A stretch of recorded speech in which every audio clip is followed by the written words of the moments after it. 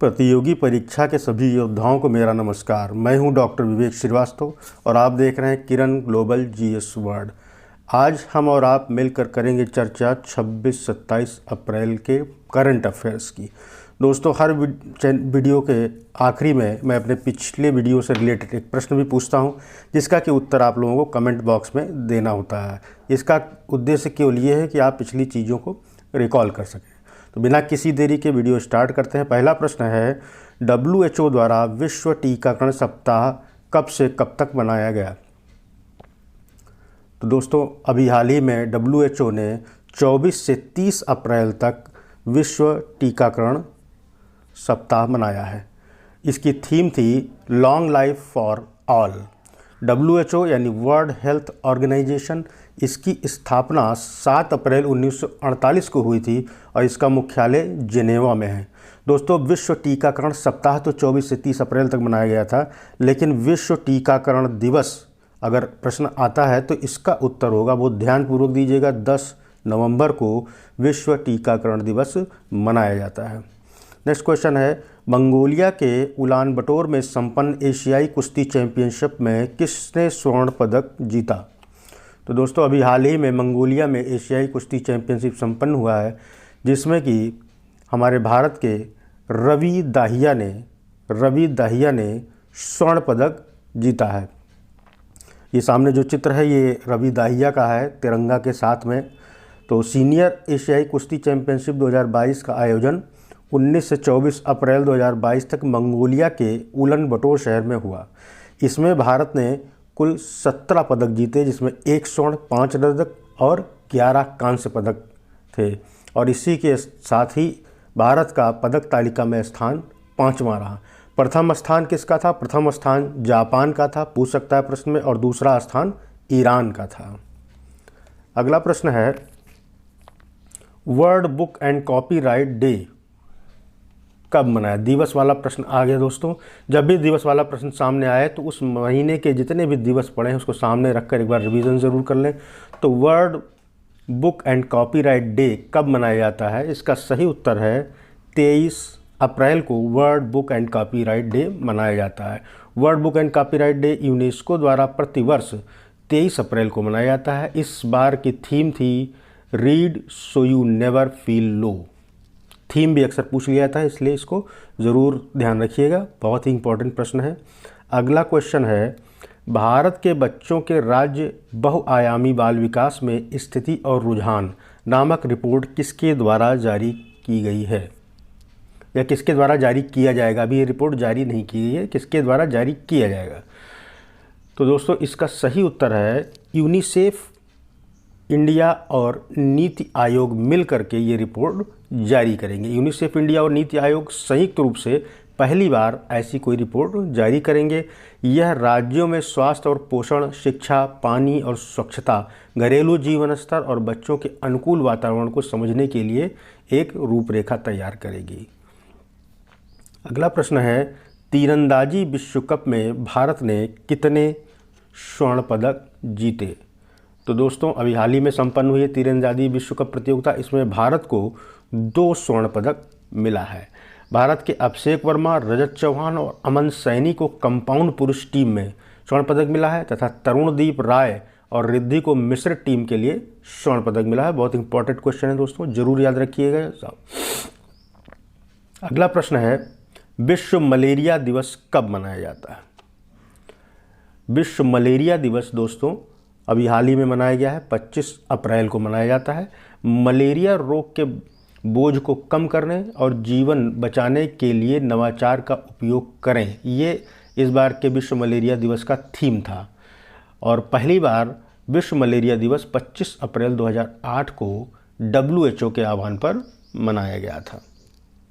दोस्तों, अगर मेरा वीडियो आपको पसंद आ रहा है तो मेरे चैनल को सब्सक्राइब करें और बेल आइकन ज़रूर पुश कर दें, जिससे कि आपको डेली करंट अफेयर्स का वीडियो मिलता रहे। और समय समय पर कुछ मुख्य टॉपिक्स पर भी मैं वीडियो बनाता हूं, जो कि आपको मिलता रहेगा, आपकी परीक्षा के दृष्टिकोण से अत्यंत महत्वपूर्ण होगा। अगला प्रश्न है, UBS ने भारत का GDP वृद्धि दर का अनुमान घटाकर कितना कर दिया? तो दोस्तों अभी हाल ही में यूबीएस ने, यूबीएस यानी इन्वेस्टमेंट बैंक एक है, यूबीएस ने भारत का वित्तीय वर्ष 2022-23 के लिए जीडीपी वृद्धि दर का अनुमान पहले 7.7% लगाया था, अब उसने इसको घटा करके 7% कर दिया है। अगला प्रश्न है, कोलंबो रक्षा कॉन्क्लेव वर्चुअल कॉन्फ्रेंस का आयोजन किस देश की राष्ट्रीय जांच एजेंसी द्वारा किया गया? तो कोलंबो रक्षा कॉन्क्लेव वर्चुअल कॉन्फ्रेंस का आयोजन भारत की राष्ट्रीय जांच एजेंसी द्वारा अभी हाल ही में किया गया है। इसका आयोजन 19 अप्रैल 2022 को भारत की राष्ट्रीय जांच एजेंसी द्वारा आतंकवाद की जांच से जुड़े अनुभवों को साझा करने के लिए किया गया है। इसमें भारत के अलावा मालदीव, मॉरिशस, श्रीलंका और बांग्लादेश भी शामिल हुए थे। अगला प्रश्न है, प्रधानमंत्री गरीब कल्याण पैकेज को कितने दिनों के लिए बढ़ाया गया है? तो दोस्तों प्रधानमंत्री गरीब कल्याण पैकेज को अभी हाल ही में 180 दिन के लिए फिर बढ़ा दिया गया है। ये कई बार बढ़ चुका है पहले भी, और ये प्रश्न ये भी आ सकता है कि प्रधानमंत्री गरीब कल्याण पैकेज किससे संबंधित है। तो ये कंफ्यूज मत होइएगा कि ये कोई राशन वितरण से या कहीं धन वितरण से संबंधित है। यह कोविड-19 रोगियों को देखभाल करने वाले स्वास्थ्य कर्मियों के लिए एक बीमा योजना है। इसे 30 मार्च 2020 को सबसे पहले 90 दिनों के लिए सामुदायिक स्वास्थ्य कर्मियों, निजी स्वास्थ्य कर्मियों तथा 22 लाख स्वास्थ्य प्रदाताओं के लिए लॉन्च किया गया था। 19 अप्रैल 2022 को इसकी अवधि फिर से अभी 180 दिन के लिए बढ़ा दिया गया है। इसके पहले भी बढ़ाया जा चुका है। तो इस दृष्टि से ये बहुत ही महत्वपूर्ण प्रश्न हो जाता है, क्योंकि दो तरीके से पूछ सकते हैं, एक तो कितने दिन के लिए बढ़ाया गया है, दूसरा ये है क्या। अगला प्रश्न है, डेफ कनेक्ट 2.0 का आयोजन कहाँ किया गया? तो दोस्तों अभी हाल ही में डेफ कनेक्ट 2.0 का आयोजन भारत के रक्षा मंत्री राजनाथ सिंह ने नई दिल्ली में किया है।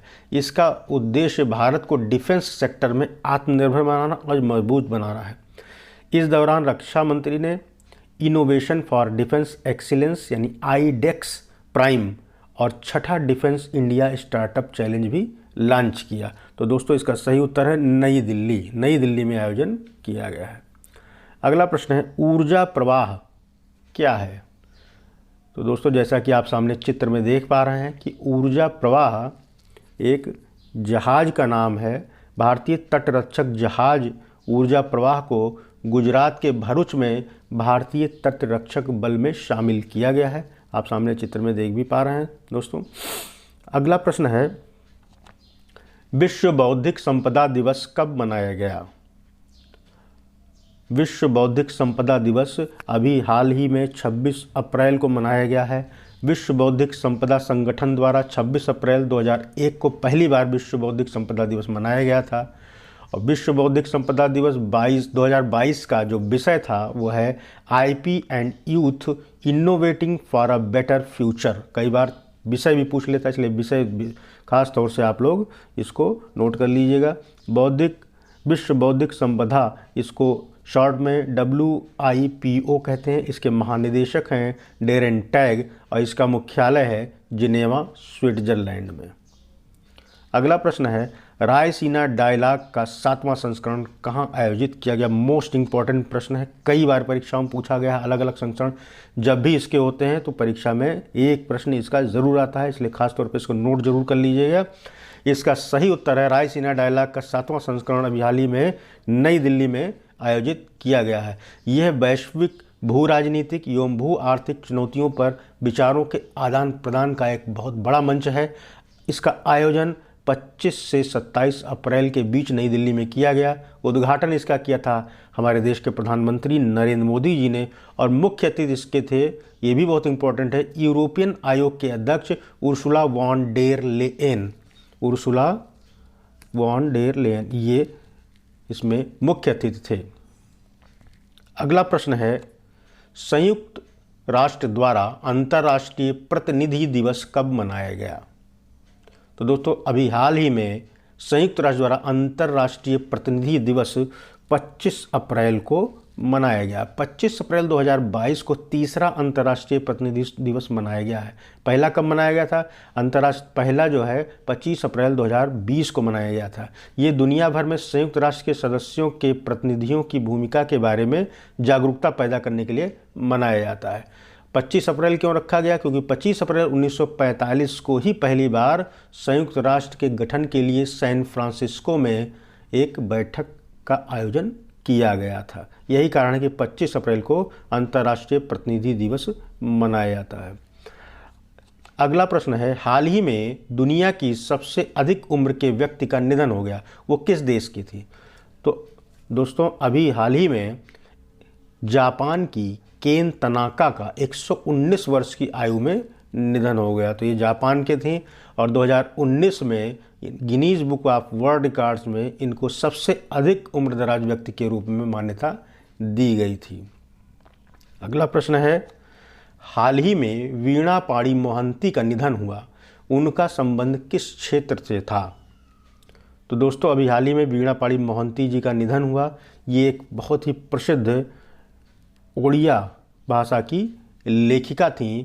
इन्होंने पटादेई, नाइकू रास्ता और वस्त्रहरण समेत लगभग 100 पुस्तकें लिखी थीं और इसके कारण इनको पद्मश्री, अकादमी पुरस्कार, सरला सम्मान, ओडिशा साहित्य अकादमी पुरस्कार आदि से सम्मानित किया गया था। इस दृष्टि से इनका नाम विशेष रूप से महत्वपूर्ण हो जाता है। दोस्तों जब भी आप करंट अफेयर्स पढ़ें अपने नोट्स जरूर बनाएं, जो कि परीक्षा में रिवीजन में आपको बहुत हेल्प करता है।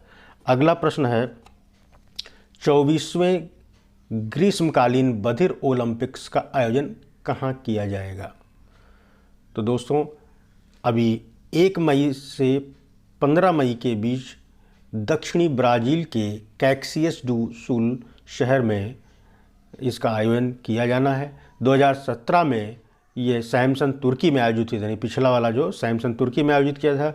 और 24वें ग्रीष्मकालीन बधिर ओलंपिक्स का आधार वाक्य है, खेल हमारे दिलों से आता है। तो इसका आयोजन ब्राज़ील में किया जाएगा। थोड़ी थोड़ी बातें जो इसके रिलेटेड मैं बताता हूँ ये ज़रूर याद रखिएगा, क्योंकि कई बार प्रश्न सीधे न पूछ करके थोड़ा इधर उधर से पूछ लेता है। अगला प्रश्न है, ट्विटर का अधिग्रहण किसने किया? अभी पिछले कुछ दिनों से ट्विटर के अधिग्रहण की चर्चा बहुत सुर्खियों में रही।